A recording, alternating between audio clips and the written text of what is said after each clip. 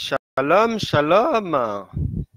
Shalom à tous. Nous sommes samedi 26 octobre.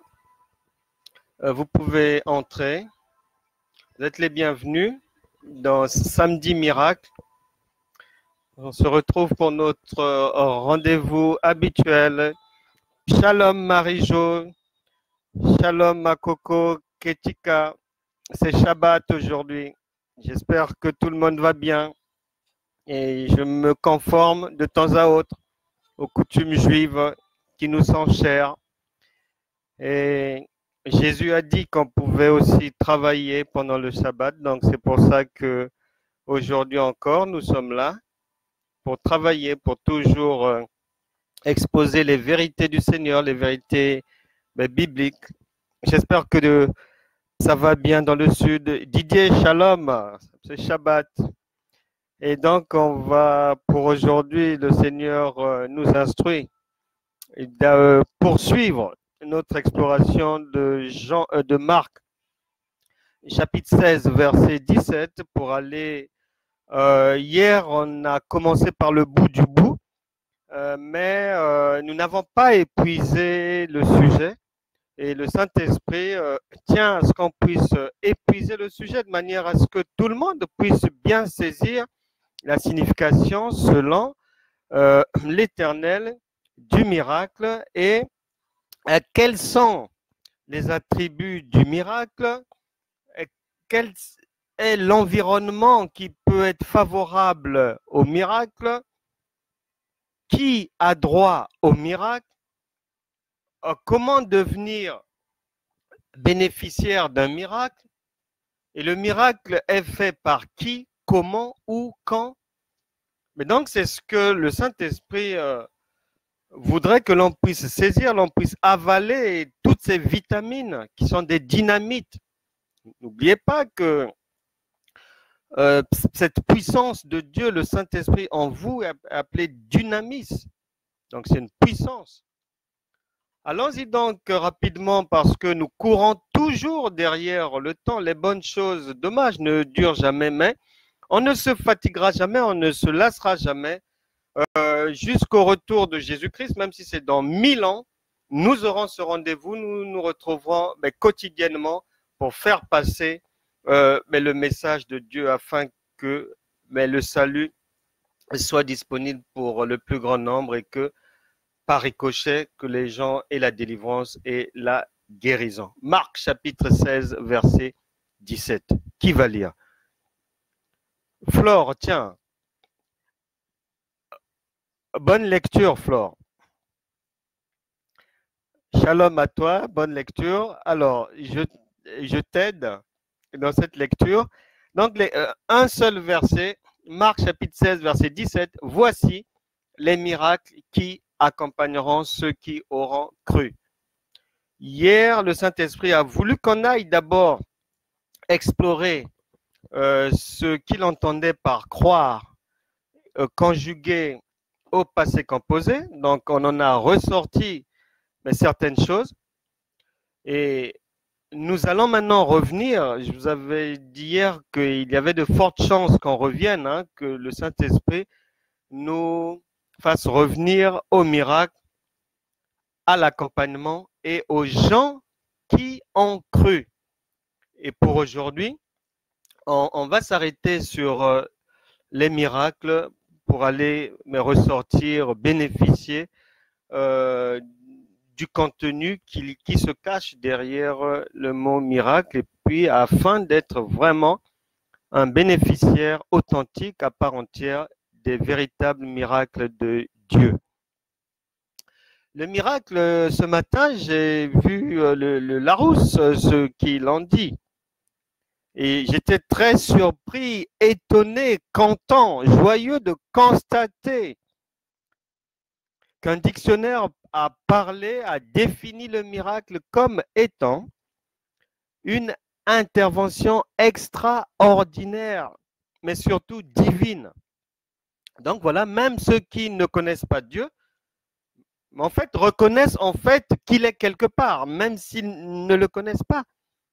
Et ils ont lié les dictionnaires ont lié le miracle à la divinité, à Dieu. C'est pour ça que nous insistons tous les jours pour dire que Dieu est miracle, que le miracle c'est Dieu. Le jour où il n'y aura plus de miracle sous le soleil, que Jésus revienne simplement et puis on a fini le voyage. Parce que c'est le miracle qui nous permet de croire que Dieu est, Dieu existe, Dieu peut, tout lui est possible. C'est le miracle. Ce ne sont pas les hommes qui nous permettent de croire. Ce n'est pas l'été, le beau temps, le soleil qui nous permet de croire. Non, l'argent ne nous achètera jamais un Dieu, ne peut acheter le Christ pour nous, non. C'est le miracle qui emmène un plus grand nombre à croire qu'il y a une puissance supérieure, un esprit supérieur appelé Dieu. Et c'est le miracle qui permet aussi à ceux qui se sont égarés de revenir dans la bergerie. Donc, miracle, intervention divine, on va le retenir comme ça, puisqu'on est d'accord avec le dictionnaire. Donc, bon, vu qu'ils sont venus vers nous, ils ont compris les choses comme nous. Donc, le miracle, c'est une intervention incroyable de Dieu. Maintenant, une fois que l'on a compris ce que veut dire le miracle, mais est-ce que tout le monde a droit au miracle? Est-ce qu'un miracle arrive comme ça là, n'importe quand, n'importe où, n'importe comment? Et quelles sont les conditions du miracle? Et la parole de Dieu, Marc chapitre 3, si vous méditez là-bas, à partir du verset 1 jusqu'au verset 7, vous découvrirez quelque chose d'incroyable. Jésus fait son ministère. Il y a un homme se retrouve devant, il rentre dans le temple. Il y a un homme à la main sèche. Lui, c'était peut-être la main, mais vous êtes dans l'église. Quelle est votre douleur? Ça fait 20 ans, 25 ans, 15 ans que vous êtes dans l'église sans solution. Et cet homme devait être certainement comme vous, attendant la délivrance, attendant le secours de Dieu. La parole déclare qu'il était dans la synagogue, il n'était pas dehors. Donc, c'est-à-dire, s'il était dedans, c'est qu'il était déjà quelqu'un faisant partie des gens de la maison de Dieu, comme vous. On peut dire que c'était l'un des nôtres. Et il se retrouve donc, ce personnage de Marc, chapitre 3, à partir du verset 1, il se retrouve, le Seigneur est surpris de retrouver dans l'église, la maison de Dieu, une personne aussi malade. Je ne sais pas de quoi vous souffrez. Est-ce que vous souffrez des blessures de la vie suite à, je ne sais pas, un divorce de vos parents, la perte d'un être cher, et votre morale s'est retrouvée séchée, comme la main de ce monsieur. Vous ne savez plus à quel saint vous vouez. Les prophètes ont prophétisé, vous êtes toujours dans la difficulté. Les apôtres ont dit ce qu'ils pouvaient faire. Les pasteurs ont imposé les mains. Peut-être une prophétesse vous a même imposé les pieds. On ne sait pas. On ne sait pas. Mais la difficulté, elle est encore là. Et lorsque c'est comme ça, vous avez besoin d'un miracle, obligatoirement. Puisque les hommes ont fini et échoué dans l'aide qu'il pouvait vous apporter. Et donc, lorsqu'on voit les conditions du miracle, les années passent, vous êtes toujours dans la difficulté. Et peut-être qu'il y a un obstacle de taille que vous voyez ou que vous ne voyez pas, ou vous l'avez perçu, mais vous ne savez pas comment l'enlever. Puisque cet homme, l'obstacle était que les Juifs diront à leur frère Jésus, notre Seigneur, que c'est Shabbat, tu n'as pas le droit de travailler selon notre loi. Qui de votre village, de votre famille, dans la société, s'oppose à votre réussite? Voilà. S'oppose à votre guérison. Qui ne veut pas que votre douleur puisse partir, quitte votre foyer? Mais cet homme, c'était les Juifs, ses propres frères, sa propre famille. C'est pour ça que la Bible déclare, Matthieu, chapitre 10, verset 36, que l'homme aura pour ennemi les gens de sa maison. Ce sont ses propres frères chrétiens qui s'opposent à lui. Gloire soit rendue à Dieu, et heureusement qu'il y a une intervention divine du Seigneur pour faire comprendre à ceux qui sont les acteurs des forces du mal que tout obstacle, lever tout obstacle. Et aujourd'hui, dans votre condition, le Seigneur est décidé. C'est le même Jésus qui était dans cette synagogue et se retrouvant devant ce malade. On ne sait pas, est-ce qu'il était malade depuis 40 ans? La parole ne nous donne pas cette précision, mais ça avait duré certainement. Et en ce qui vous concerne, je ne sais pas. Depuis combien de temps est-ce que vous cachez cette maladie, cette douleur? Vous cachez ce drame?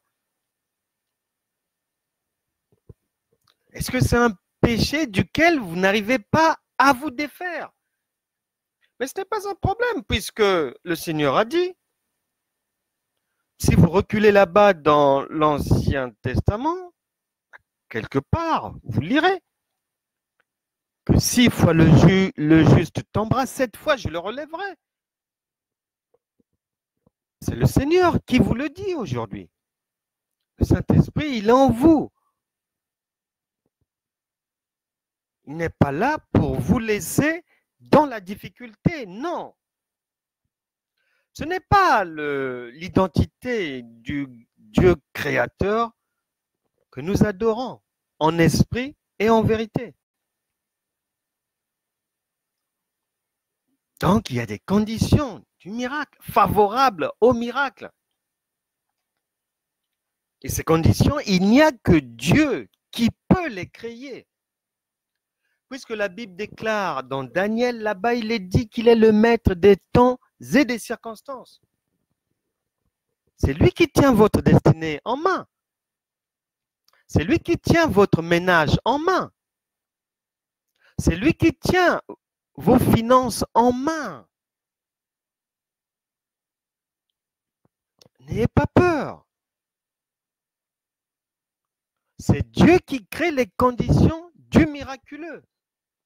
Et l'intervention divine dans votre vie, elle est déjà actée.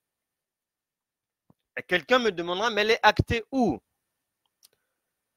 Mais quelque part, dans ce Nouveau Testament, dans les évangiles, là-bas, il est précisé que le Seigneur est avec vous dès le commencement. Et la Bible dit que lorsqu'il est présent, c'est pour le bien, pas le mal. Donc, il y a les conditions favorables au miracle. Et la meilleure condition, c'est que si les païens, les académiciens païens reconnaissent que le miracle est extraordinaire, divine, ben, ça veut dire que la première condition du miracle, c'est la présence de Dieu en vous. Or, il y est déjà par le Saint-Esprit. Pensez-y. Il y a la présence de Dieu en vous. Le miracle a pour composante la foi. Le miracle a pour autre composante la sanctification. Vous ne pouvez pas être un escroc et être éligible au miracle. C'est pas possible. C'est pas possible. Vous ne pouvez pas être rancunière.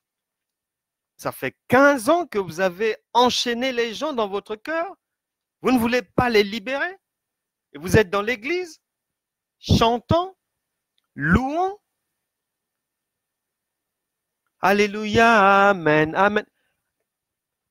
Non, non, non. Non. Non, vous chantez pour rien. Vous chantez pour rien. Le miracle ne viendra pas. Il y a des conditions favorables au miraculeux. Il vous faut sortir de la rancune, de la haine, de la convoitise. Et les femmes en cela convoitent trop. Il est même mieux sur terre d'avoir un problème avec un homme. Mais lorsque une femme a un problème avec une autre femme, mais non, je ne sais pas. C'est difficile de les ramener à la raison. Et en cela, donc, il faut se défaire de ce genre d'attitude pour que vous puissiez bénéficier et vous retrouver dans des conditions favorables à la venue du miracle, à l'intervention divine dans vos situations. Il y a ces conditions-là. Est-ce que vous respectez votre conjoint, mesdames? Est-ce que les conjoints respectent leur conjointe ou bien ils sont assis, arc-boutés, marchant gaillardement et régnant comme des soldats sur une armée dans la maison, en étant cramponnés à la femme doit être soumise, versée, sortie de son sens et utilisée dans une seule direction, la direction de la dictature, la direction du manque de dialogue, la direction du mépris de la femme. Est-ce que vous êtes dans cette posture-là qui n'est pas du tout conforme à la pensée divine? Il faut vous ressaisir. Parce que si il en est ainsi en ce qui vous concerne, les conditions du miraculeux ne sont pas indiquées. Le miraculeux ne peut pas naître, ne peut pas sortir d'un tel ménage, d'un tel foyer, non. Et vous, mesdames, est-ce que vous frappez votre mari? Est-ce que vous frappez votre conjoint? Parce qu'il y a des hommes battus maintenant, dit-on.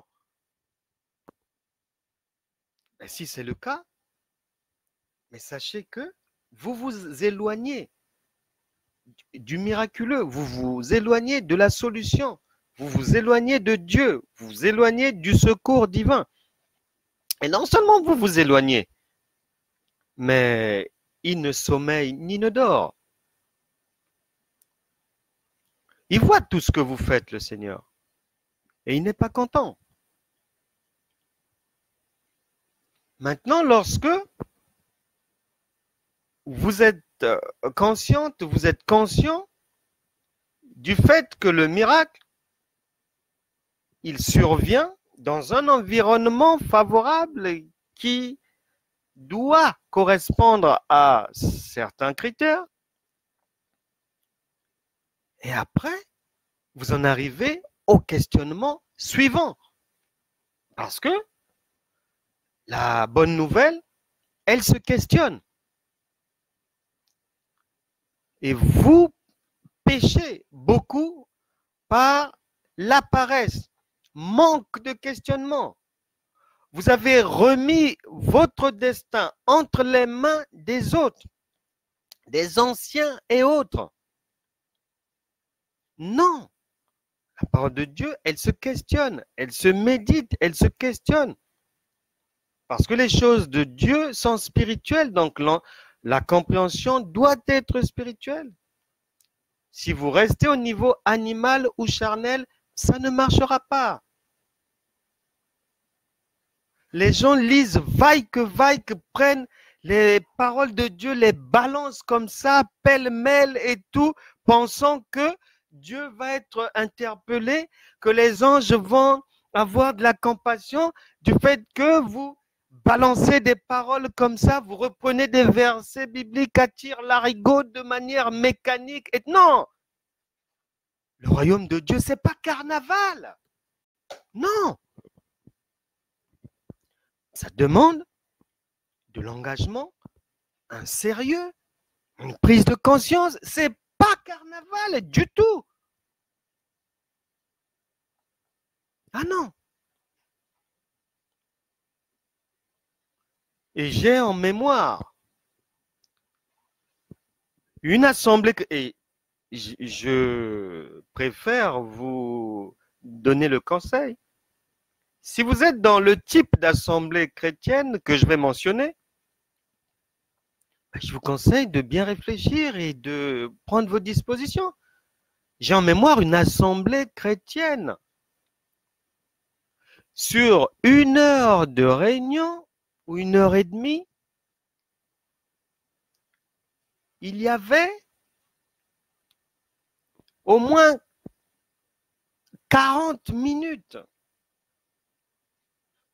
pour les danses, les chants, tout ce qui fait plaisir au corps, au corporel.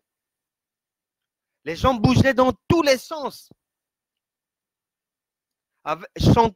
entonnant des chants à la gloire du Seigneur.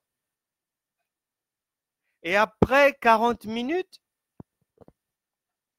il y avait 10 minutes d'annonce et 10 minutes de prédication seulement. Ce n'est pas suffisant.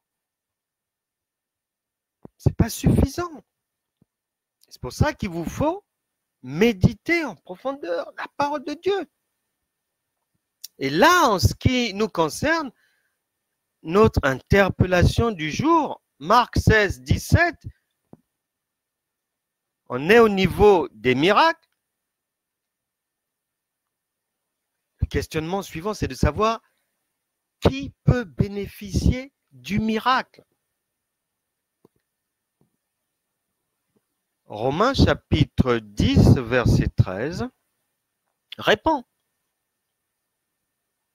Joël chapitre 2, verset 28, répond à la question. L'épître aux Romains, là-bas il est écrit, quiconque invoquera le nom du Seigneur sera sauvé. Donc, si vous étiez dans le doute, oui, est-ce que je peux avoir droit au miracle, voilà, parce que, bon, je suis de tel pays, dans ce pays-là, il n'y a pas beaucoup de miracles. Bon, vous vous posez peut-être des questions s'il n'y a pas de miracle dans votre vie, parce que vous vous dites peut-être que non, je suis trop âgé. Pour moi, le temps des miracles est révolu. Ou bien que je ne prie pas assez. Ou bien que comme je ne fréquente pas une assemblée chrétienne, donc étant un chrétien d'internet ou chrétien à la maison ou chrétien passif, il y a beaucoup de sortes de chrétiens maintenant. Vous dites peut-être que Dieu ne peut pas arriver jusqu'à vous. Mais la bonne nouvelle, c'est que même si, là il est dit quiconque. Quiconque veut dire, même si vous avez 1259 ans, vous avez droit à l'intervention divine. Peu importe votre âge, peu importe votre nationalité, peu importe votre job, peu importe. Pas un problème. Puisque la Bible déclare que la main de l'Éternel n'est pas courte et que rien n'est impossible à Dieu. Il peut intervenir dans votre situation, vous délivrer, vous sauver, vous faire du bien, vous faire passer des ténèbres à la lumière, du mépris à la dignité. Dieu peut le faire. Et c'est ce qui va se passer aujourd'hui, puisque c'est le même Seigneur. Les Juifs vont lui dire non, c'est Shabbat, tu ne peux pas faire du bien à quelqu'un. Mais notre Seigneur qui est maintenant en vous dira que non. Le Shabbat, l'homme n'a pas été créé pour le Shabbat. Mais c'est le Shabbat qui a été créé pour l'homme. L'homme doit rester maître des situations, des choses. Puisque en Corinthiens, il est dit que tout nous appartient. Et dès le début, en Genèse, là-bas, le Seigneur a dit qu'il nous a donné tout ce qu'il faut comme autorité, pouvoir pour créer, pour dominer, assujettir, remplir. Donc, pour tout régenter, on va dire. Tout ce qu'il y a sur terre. Et en cela, donc, ceux qui s'opposent à vous, pour l'homme à la main sèche, son mur, c'était le Shabbat. Mais quel est votre mur à vous aujourd'hui? Ou depuis 10 ans, depuis 5 ans, depuis 13 ans?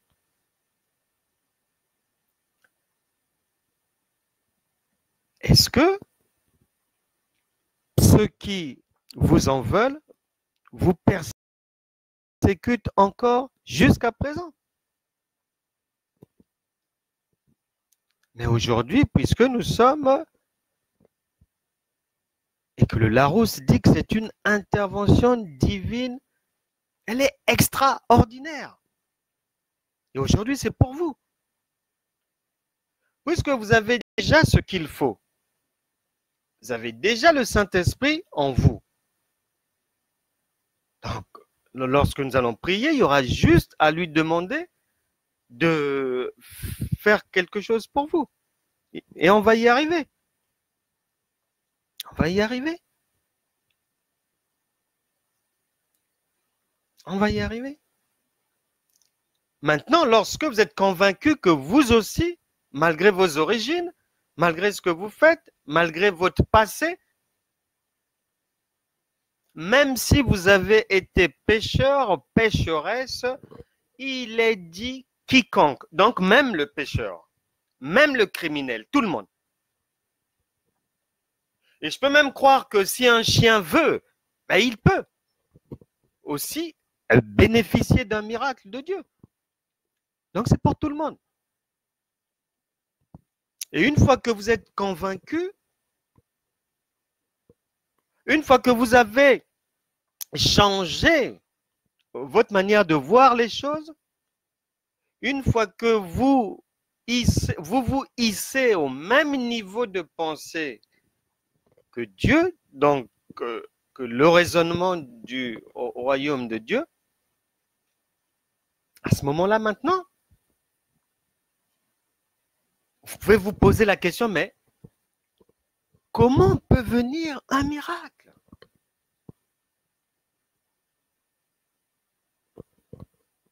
C'est une intervention divine de Dieu, principalement réservée aux gens de la maison de Dieu. Vous en faites partie.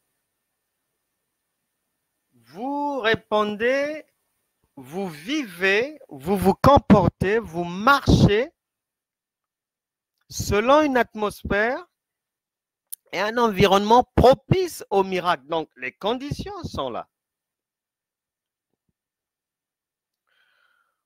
Vous en arrivez à la conclusion que malgré votre passé négatif, malgré vos erreurs, malgré que vous avez oublié de faire le bien, de faire ceci,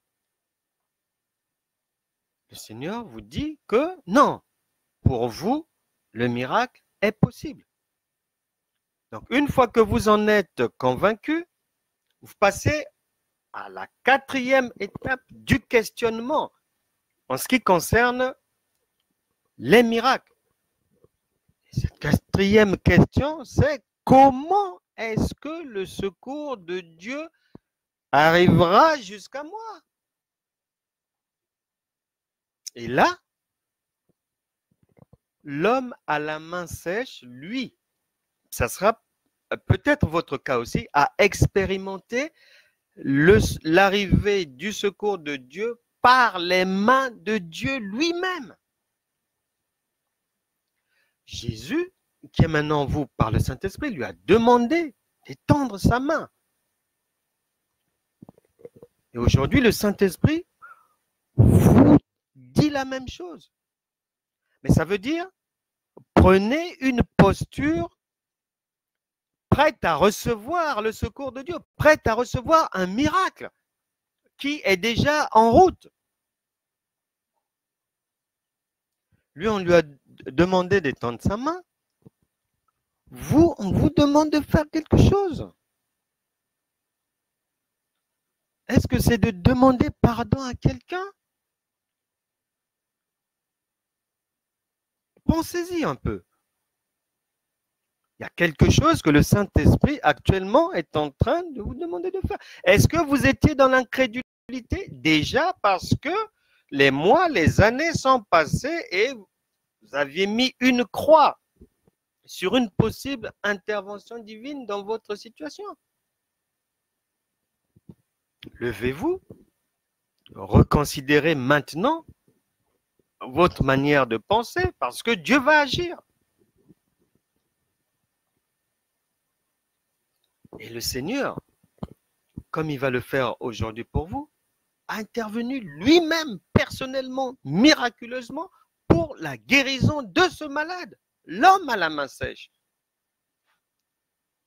Et aujourd'hui, il va intervenir pour vous aussi. Vous le méritez. Vous attendez cela.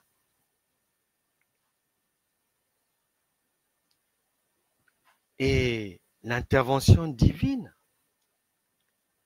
si l'homme à la main sèche en a bénéficié, il l'a expérimenté, mais de nos jours, elle continue. Les miracles ne sont pas finis. C'est la marque, la touche, c'est le doigt de Dieu. Comment voulez-vous qu'on reconnaisse Dieu en vous si vous ne marchez pas dans le miraculeux? Dieu intervient toujours personnellement. Il y a un général d'une armée, officier supérieur, encore en vie. Un jour, il reçoit une information selon laquelle le gouvernement, les services de renseignement avaient mis son nom sur une liste de personnes qui s'apprêtaient à renverser le régime en place. Et donc, il s'apprêtait à être arrêté et puis à être passé par les armes parce que c'était dans un pays quand même où les autorités sont rigides. Gloire à Dieu, ce général qui était païen, voyant la mort arriver, a couru à l'église pour venir chercher le secours. Parce qu'il avait vu que dans sa situation, il n'y avait plus que Dieu qui pouvait le sortir de cette histoire. Et lorsqu'il s'est présenté en courant avec toute sa garde à l'église, quand il a exposé, pleurant, sa situation, l'homme de Dieu lui a demandé une seule question. Est-ce qu'il reconnaissait, parce que nous prions un Dieu de vérité, et c'est en cela que vous devez continuer à marcher dans la vérité avec notre Seigneur et Sauveur. L'homme de Dieu donc lui demande, est-ce que dans la vérité, est-ce qu'il reconnaît, faisant partie de ce groupe de putschistes ou pas? Il dira qu'il n'avait rien à voir là-dedans. Bon, une prière d'1 minute 30, il fut même étonné, il dira, mais comment vous ne priez qu'1 minute comme ça rapidement alors que c'est un problème de vie ou de mort? Il lui sera dit, c'est là où il apprendra que Dieu n'est pas sourd et que tu peux dire quelque chose, ce que tu peux dire en 4 heures de prière à Dieu, tu peux le résumer en 5 minutes et Dieu a compris. Puisque la Bible dit qu'avant que tu n'ouvres la bouche, il sait ce que tu vas dire. Il sait. Et donc, bon, le général, malgré lui comme ça, il a accepté, mais sans vraiment, parce qu'il voulait que la prière soit plus intense, plus accentuée. Mais l'homme de Dieu lui a dit non. C'est Dieu qui a créé l'oreille. Il a entendu.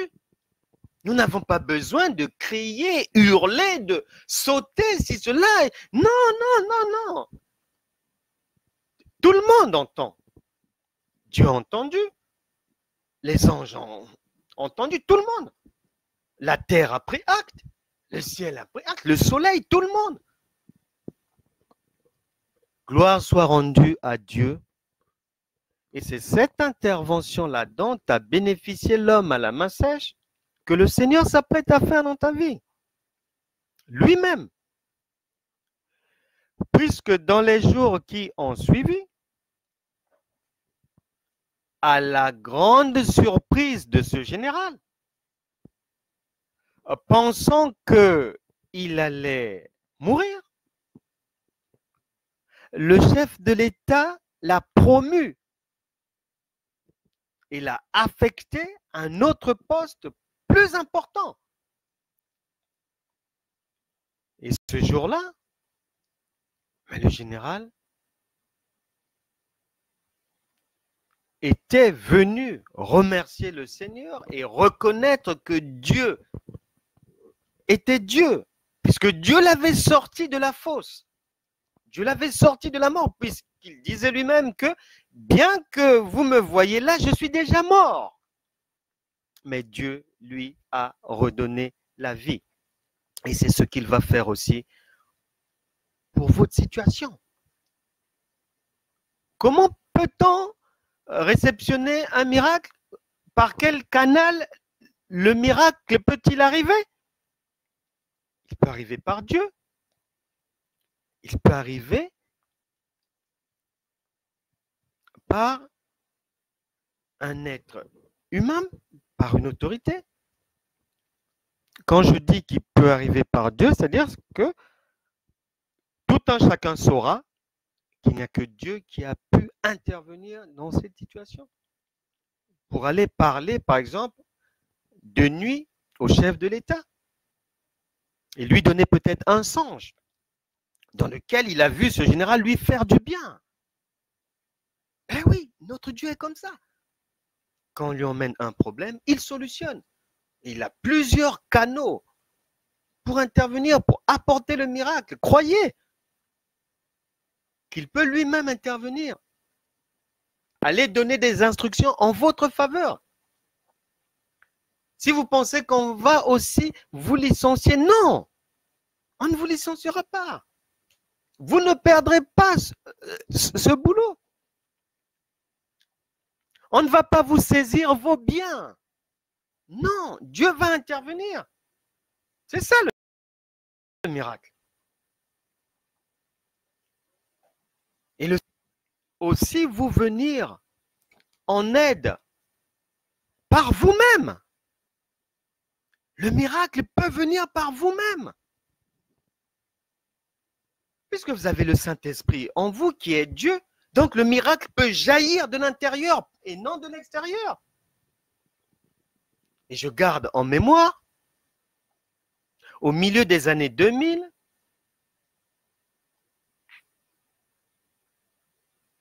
je fréquentais un couple de personnes âgées.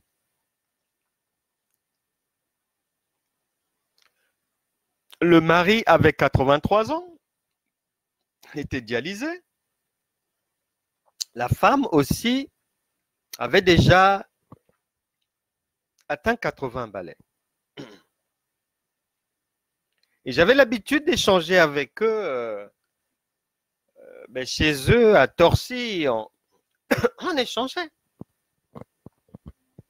Et un jour, la femme m'explique que elle a vu la main de Dieu.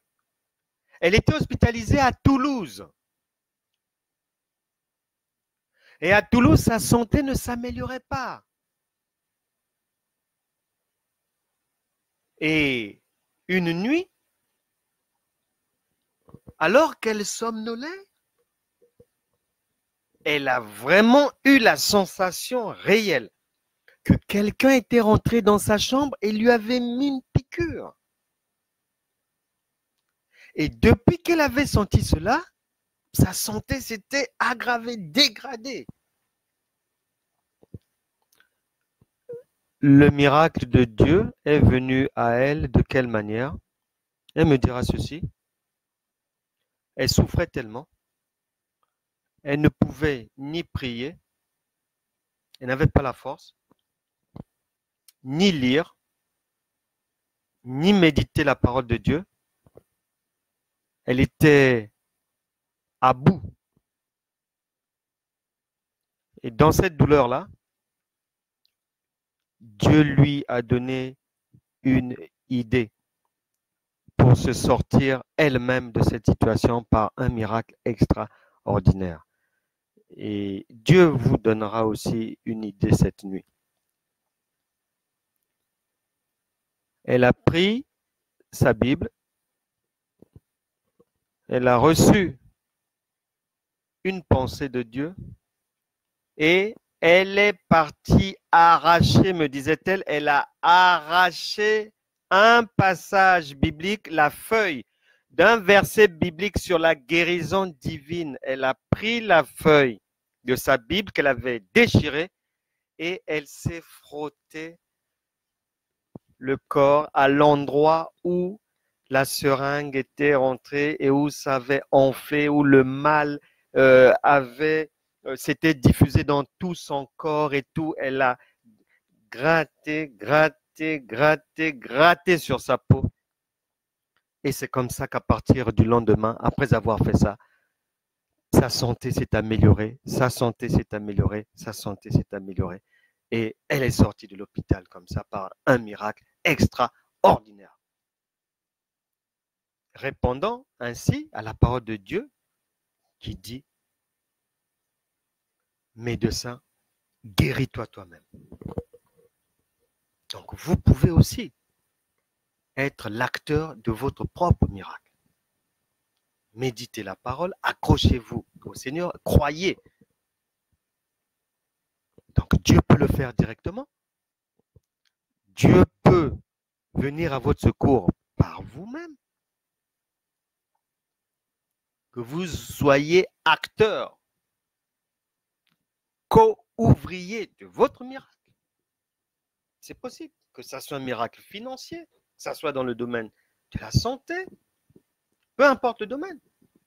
Vous pouvez y arriver. Je me suis retrouvé dans le passé hospitalisé. Je n'ai pas eu dans ma vie, gloire à Dieu, l'habitude de fréquenter les hôpitaux. Mais je me suis retrouvé à un moment donné à 1 année d'intervalle, hospitalisé pour 1 semaine. La paralysie du corps. La première fois, j'avais mis ma foi sur le travail des médecins. J'ai mis 7 jours à l'hôpital. Après, l'ambulance m'a ramené chez moi avec un lent traitement. Après, ça allait. Mais le mal est revenu pratiquement 1 an après. Et je me suis retrouvé encore à l'hôpital. Mais le jour où j'étais à l'hôpital, je réfléchissais maintenant. Je me disais non, quelque chose dont j'ai souffert il y a 1 année, ça revient encore. Est-ce que ça ne va pas revenir encore? Non. Cette fois-là, je me suis dit, bon, la première fois, je me suis fié à la médecine. Et une idée m'est venue de me fier à Dieu et de résoudre cette difficulté par la foi. Un livre que j'avais lu de l'américain Kenneth Hagin, intitulé L'autorité du croyant, va revenir dans ma tête. Et le verset Marc chapitre 11, verset 24, va sauter de mon esprit. Je l'ai cité, je l'ai cité, je l'ai cité, et j'ai décidé de sortir de ce mal définitivement. Et c'est Marc chapitre 11, verset 24 qui m'avait permis de sortir de cette paralysie en faisant que je puisse appliquer ce dicton juif qui dit « Médecin, guéris-toi toi-même ». Et vous aussi, vous pourrez sortir de vos difficultés. Vous pourrez sortir de vos difficultés. Maintenant, dans votre conception du miracle et du miraculeux, et là je vais terminer, il ne faudra pas, si vous voulez être bénéficiaire des interventions divines incroyables et spectaculaires, il ne faudra pas mettre dans votre tête des schémas par lesquels Dieu peut intervenir et l'enfermer dans ces schémas. Non. Vous limiterez dans votre vie, dans ce cas-là, l'intervention divine. Ne limitez jamais Dieu. Lorsque la parole déclare que rien ne lui est impossible, c'est-à-dire rien ne lui est réellement impossible. Et pour vous apprendre quelque chose,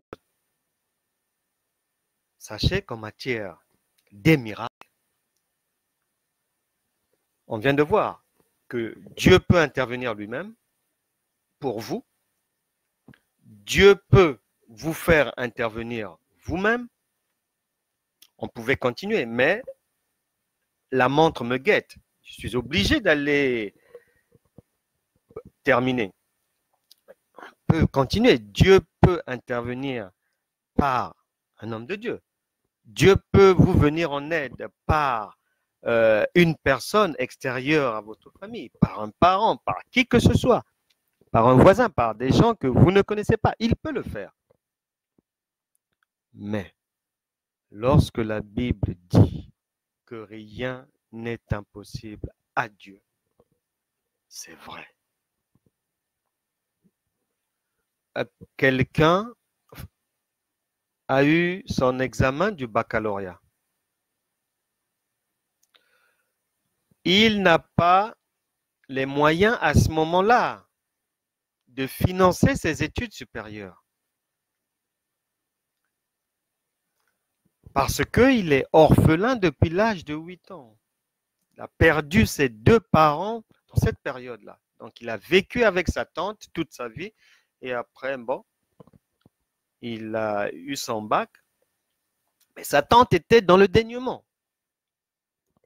Et lorsqu'il a son bac, il ne peut plus aller plus loin parce qu'il n'a pas de quoi financer ses études. Donc, il les arrête et puis il cherche un petit boulot.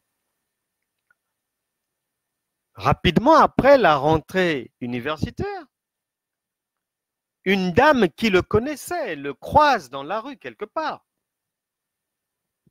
et lui demande comment les études avancent et tout. Elle demande comme ça. Et lui dit à la dame, il expose que non, que voilà, bon, je viens d'avoir le bac, mais je ne peux pas poursuivre parce que si cela. La dame est surprise. Et je précise que ce frère est en Christ chrétien. La dame est très surprise. Et la dame lui dit, mais non, moi j'ai une amie qui travaille au secrétariat de l'université. J'étais passé la voir dernièrement, mais tu es inscrit à la fac. Et le frère dit non, c'est pas possible.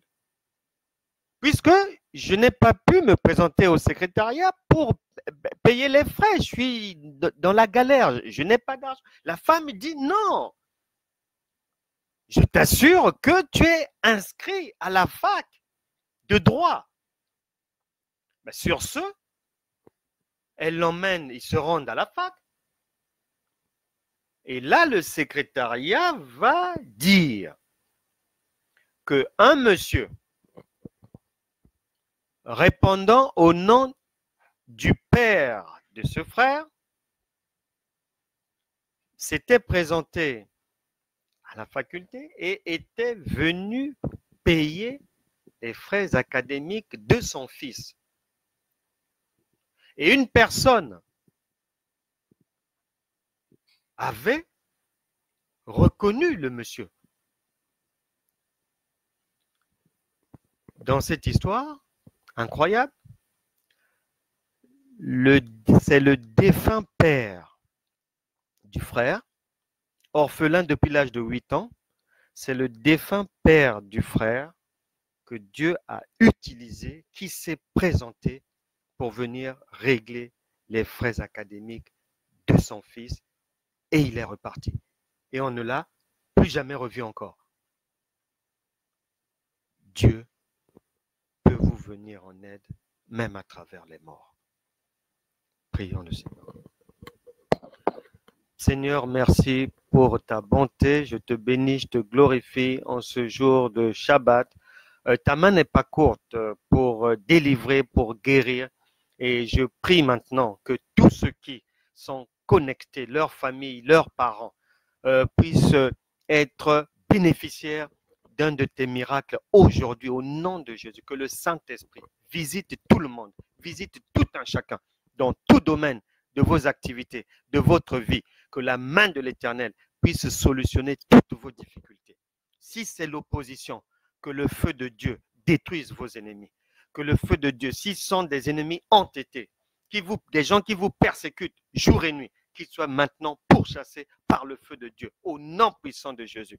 S'il manque de l'argent, que la banque du ciel, par les anges de Dieu, apporte les fonds nécessaires pour que tout aille bien pour vous, pour que tout aille bien pour vos enfants. Je prie que la main de l'Éternel puisse vous visiter puissamment aujourd'hui, puisse visiter vos époux, puisse visiter vos épouses, vos affaires, vos enfants, toute activité dans laquelle vous vous êtes engagés. Là où il y avait l'échec, on enlève l'échec aujourd'hui. Là où il y avait le doute, que ça soit la détermination qui prenne maintenant le relais. Là où les cœurs étaient brisés, que la main de l'Éternel, celui qui est le réparateur des brèches, puisse recoller les morceaux, ressouder. Là où il y avait quelque chose de courbé dans votre vie, que cela soit redressé maintenant.